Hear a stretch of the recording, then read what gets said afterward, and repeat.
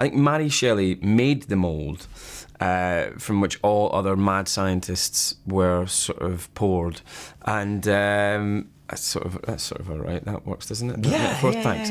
And I think that it's really exciting to go back to the original sort of guy and explore him and give him some depth and all that. But that energy was something that it was in the script definitely, and I wanted to go for that as much as possible, so that it wasn't just he's a mad doctor, he's actually at times manic.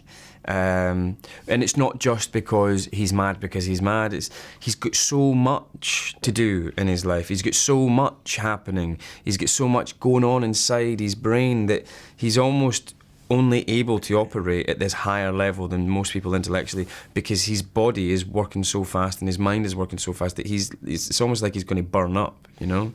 And that was something that I had fun doing. There is a story that everyone kind of knows or thinks they know or knows parts of, but like Igor's not in the book, but it's something that people associate him with because of the films. And there's lots of things like that I think Max has tried to kind of take all of those myths and find a story where they all can kind of come together and work in one story. So he's tried to sort of make sense of all the various things that people think they know about the Frankenstein story and blend them together. And it's a lot of fun.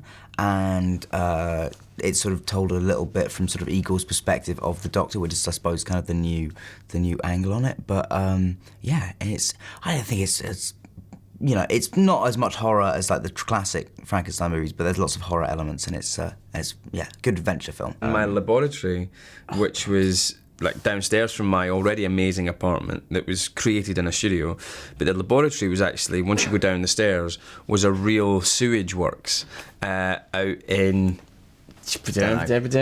out somewhere in the east of London, which was the original Victorian sewer works that sort of cleaned up the whole of the city and got all the sewage going through the sewers, but it still stank of poo.